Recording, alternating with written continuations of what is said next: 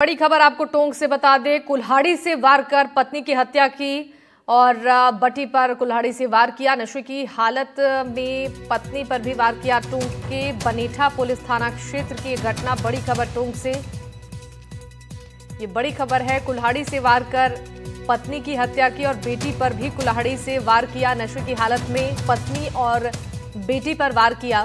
टोंक के बनेठा पुलिस थाना क्षेत्र की यह घटना बताई जा रही है।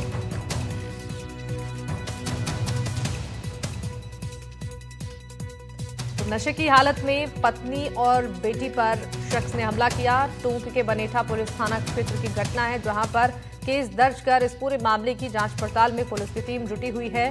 कुल्हाड़ी से वार कर शख्स ने पत्नी की हत्या कर दी है और बेटी पर भी कुल्हाड़ी से वार किया है।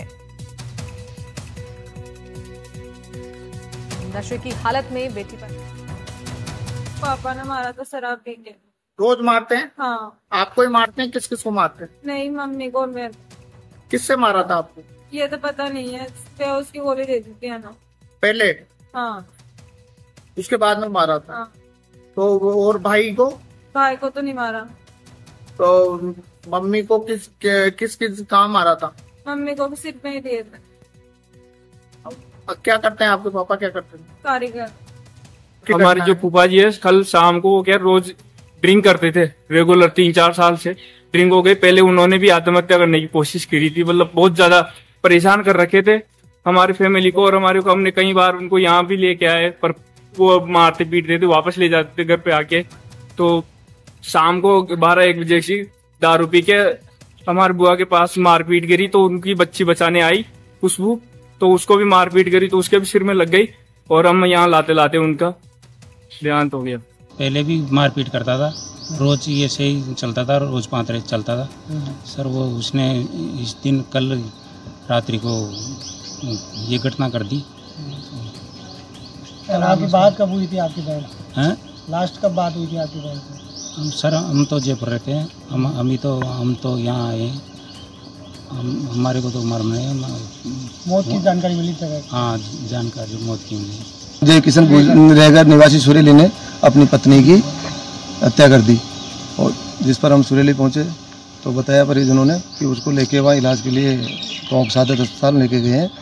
तो हम यहाँ आए, पता चला कि यहाँ उसकी मौत हो चुकी है और उसकी बेटी है खुशबू, उसके साथ ही मारपीट की है। वो यहाँ जेर इलाज भर्ती है और परिजनों अभी मौजूद है, जिनसे पंचनामा कार्रवाई की जा चुकी है। और इस पर जानकारी देने के लिए हमारे साथ सहयोगी रवीश जुड़ गए हैं। इस खबर पर पूरी जानकारी विस्तार से दीजिएगा रवीश। क्या ये पूरा मामला था जिसको लेकर पत्नी की हत्या की गई है? कहा जा सकता है कि एक हैवानियत है इंसान की, कि जब शराब के नशे में जो है जिस तरह इंसान हैवान बन जाता है। न सिर्फ उसने अपनी पत्नी पर कुल्हाड़ी से वार करके उसकी हत्या कर दी, बल्कि उसकी नाबालिग जो बेटी है उसके भी सर पर वार किया है। तो ये शराब के नशे, क्योंकि परिजनों का यही आरोप है, परिजनों ने यही बताया अब तक जो जानकारी आई है कि शराब पीने का आदी था, नशे के अंदर रहा करता था, मारपीट लगातार किया करता था। लेकिन शायद परिजनों ने नहीं सोचा होगा कि अंजाम जो है उनकी बेटी की मौत हो जाएगी।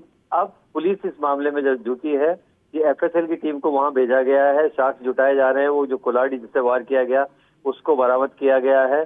पति कहाँ है, पुलिस ने अभी तक कोई जानकारी नहीं दी है। लेकिन कुल मिलाकर ये कहा जा सकता है कि जिस तरह की घटना घटी है, इंसान नशे के अंदर जो है किस हद तक हैवान बन जाता है, उसका एक परिणाम है कि उसने अपनी पत्नी की हत्या कर दी और बेटी पर भी जानलेवा हमला किया है। ठीक है रवीश, आपका धन्यवाद तमाम जानकारियों के लिए।